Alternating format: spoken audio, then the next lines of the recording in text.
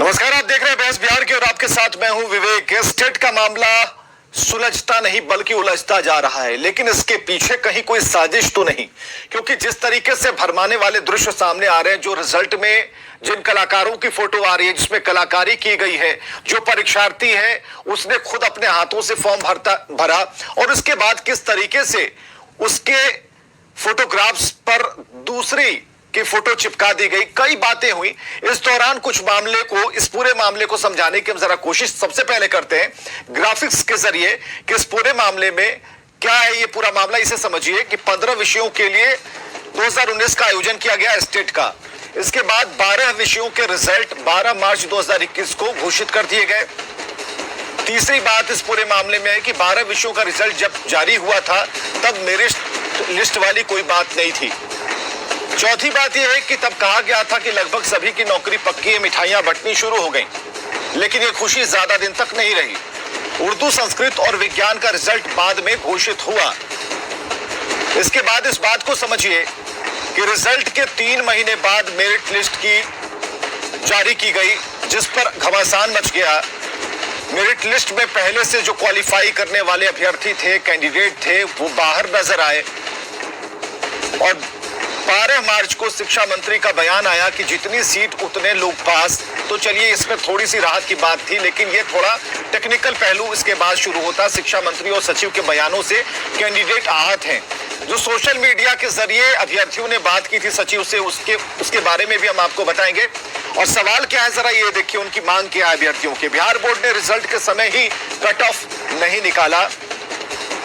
दूसरी बात की 33% आरक्षित जो महिलाओं की सीट है उसका भी रिजल्ट में ख्याल नहीं रखा गया।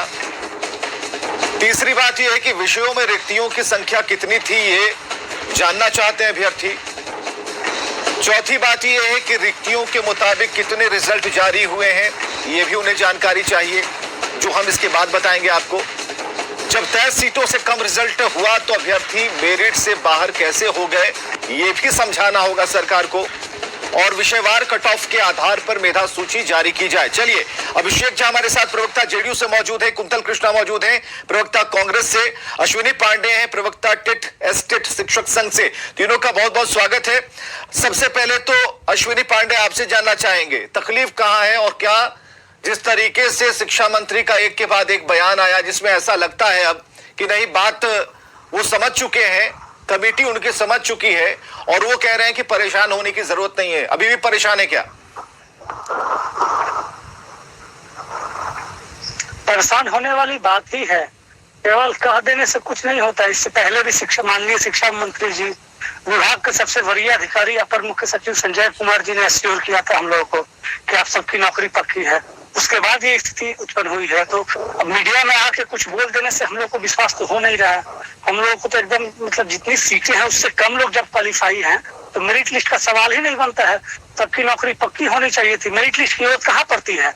मेरिट लिस्ट की जरूरत वहां पड़ती है जब बहुत ज्यादा संख्या में लोग हों और भीड़ को हटाना हो, तब मेरिट लिस्ट की जरूरत पड़ेगी। जब आपने एक मिनिमम कटअप रखा, जो क्वालिफाइंग कटअप रखा, उसको भी मैक्सिमम लोग ऑब्टेन नहीं कर पाए, आपके सीट से कम लोग ऑब्टेन किए, तो फिर ये मेरिट लिस्ट लगा के और ये लोग किनको लाना चाहते हैं? हमारा सवाल ये है। दूसरा ये सवाल है, उतने जितना लोग क्वालिफाई किया था उतना ही लोगों का मेरिट लिस्ट जारी किया गया है, तो फिर वो जो क्वालिफाई लोग, हम लोग जो क्वालिफाई है कैंडिडेट है, वो सारे लोग बाहर हैं, तो फिर उतनी संख्या में लोग आए कहाँ से? वो तो संख्या घटनी चाहिए थी। अगर कैटेगरी वाइज जिसको आप सजाते हैं तो उसमें अगर कुछ लोग बाहर हो जाएं, चलिए ये माना जा सकता है, टेक्निकल पहलू हो सकता है, तो फिर संख्या उतनी ही कैसे हो सकती है? स्टेट जो पेपर 2 है उसमें 85 से 31 लोग क्वालिफाई थे।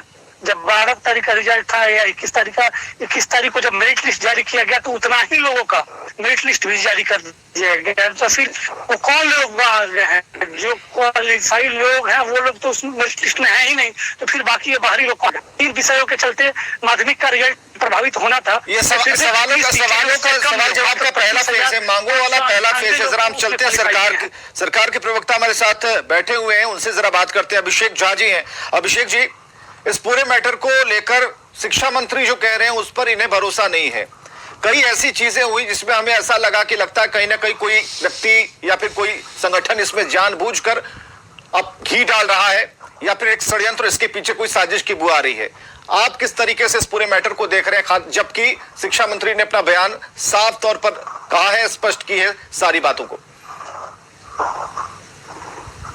विवेक, आपने ठीक कहा। सबसे पहली बात तो यह है कि सरकार की मंशा पर भले ही लोग सवाल उठा रहे होंगे अपने किसी राजनीतिक लाभ या किसी सोशल लाभ के लिए, लेकिन सरकार की मंशा पर सवाल उठाना कहीं से भी उचित नहीं है। माननीय शिक्षा मंत्री हैं विजय चौधरी जी ने, उन्होंने बहुत अच्छी तरीके से स्पष्ट किया है। हम सब जानते हैं कि यह जो वाक्य सामने आया है कि qualified but not in the merit list, NCT के हिसाब से ये जो भ्रम और कंफ्यूजन की स्थिति फैली है, उस पर उन्होंने आगे आकर शिक्षा मंत्री जी ने स्पष्ट किया है कि जरा भी अभ्यर्थियों को घबराने की जरूरत नहीं है, उनके हक में जो भी सबसे बेहतर फैसला होगा वो लिया जाएगा। लेकिन चाहे 2011 की परीक्षा वाले लोग हों या 2019 में जो परीक्षाएं हुई थी जिनका रिजल्ट अभी आया है उनके लोग हों, इनको घबराने की जरूरत नहीं है। कहीं ना कहीं लाइफ टाइम तक इनकी वैलिडिटी है। जो 7वां जो नियोजन प्रक्रिया होगी उसमें भी जो इनकी पात्रता है उसका ख्याल रखा जाएगा और निश्चित रूप से हर किसी को इसमें मौका मिलेगा ही। अभिषेक जी, सर हम चलते हैं, जरा पांडे जी कुछ कहना चाह रहे हैं इस पर। पांडे जी, ये तो कह रहे हैं कि लाइफ टाइम वैलिडिटी है, कहीं कोई दिक्कत नहीं है। उम्र को लेकर कोई सवाल है क्या? कोई दिमाग में कुछ बातें चल रही कि जब हम रहेंगे? बिल्कुल बिल्कुल, उनकी एलिजिबिलिटी है, हमें वैलिडिटी नहीं चाहिए, हमें ज्वाइनिंग लेटर चाहिए ना। वैलिडिटी उसमें उम्र का ये है, बाधा है। मान लिया कि अभिषेक झा जी हैं, 33 साल जनरल का उम्र है, अगर 36.5 साल में वो अभिषेक झा खुद क्वालिफाई किए रहते और उनको सरकार कहती कि हम आपके सर्टिफिकेट की वैलिडिटी लाइफ टाइम कर देते हैं, बशर्ते कि आपका उम्र बचा होना चाहिए। ये तो दोहरा मापदंड है ना। और आपने एक चीज और कहा था, राजनीतिक पार्टियां जो करे, वो सत्ता हो या विपक्ष हो, उससे हम लोग को मतलब नहीं है। जिसको जो राजनीति करना है करे। हम कैंडिडेट लोगों को, हम बाकी जितने लोग हैं सबको हम लोग को ज्वाइनिंग चाहिए। हम लोग उस पच्चे में नहीं फंसना चाहते हैं पक्ष विपक्ष के। हमारे साथ न्याय हो, हम लोग यही चाहते हैं। कौन लोग प्रदर्शन करेंगे, क्या करेंगे, वो नहीं, यहाँ पर बात नहीं चाहिए, ठीक है, राजनीतिक लोग बात करें। हम लोग को ज्वाइनिंग चाहिए, हम लोग को ज्वाइनिंग चाहिए। नहीं, ठीक है। अश्विनी पांडे जी, शिक्षा जवाब सुनिए। सरकार इस पूरे मामले को लेकर संवेदनशील है जी। मैं बस पंडित जी से ये कहना चाहता हूं कि थोड़ा बस धैर्य रखने की जरूरत है। सरकार इस पूरे मामले को लेकर संवेदनशील है। आपने देखा है कि लंबे समय से यह मामला चल रहा था, लेकिन अब हम निष्कर्ष तक पहुंचने की ओर है और शिक्षकों के हित में, आप लोगों के हित में जो सबसे बेहतर फैसला होगा सरकार वही फैसला लेगी। मैं आप लोगों को टीवी चैनल के माध्यम से भी आश्वासन देने के लिए तैयार हूं।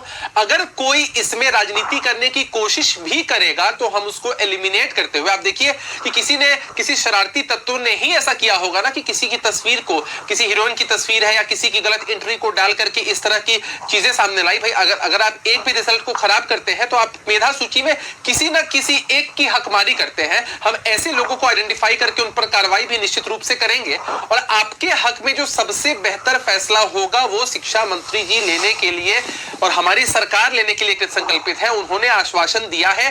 थोड़ा धैर्य रखने के लिए मैं आप लोगों को भी कहूंगा कि जरा भी विचलित ना हो, ना इसको किसी भी कीमत पर। लेकिन आपत्ति का तब है ना अभिषेक जी, जब उनका ये कहना होता कि हमें वैलिडिटी नहीं चाहिए, हमें तो नौकरी चाहिए। हमने मिठाई पूरे गांव में बांट दी है, अब इसको लटकाइए मत या देर मत की, जो उम्र निकल जाएगी ना विवेक जी। नहीं, ऐसा कुछ भी नहीं होगा। देखिए, मार्च के महीने के बाद से हम सब ने देखा है कि कोविड का समय था, लेकिन उसके बावजूद डिपार्टमेंट की तरफ से अपना काम किया जा रहा है। इन लोगों ने मिठाइयां अगर बांटी हैं तो निश्चित रूप से उन मिठाइयों का अर्थ होता है। शिक्षा मंत्री जी ने कहा है कि अगर आप क्वालिफाइड हैं, मेरिट लिस्ट में नहीं भी है, वो टेक्निकल इश्यूज है, उनको भी दूर कर लिया जाएगा। इसका कतई ये मतलब नहीं है कि सरकार की तरफ से 1% की भी मंशा है कि अगर कोई क्वालिफाइड इंसान है, अभ्यर्थी है, जिसने मेहनत की है और परीक्षा को पास किया है, उसको उसके हक से वंचित रखा जाए, नौकरी से वंचित रखा जाए। शिक्षकों का बहुत अहम रोल होता है समाज में, हर कोई जानता है इस बात का। मैं खुद भी एक शिक्षक के रूप में, लेकिन अभ्यर्थी आप पर भरोसा क्यों नहीं कर रहे हैं?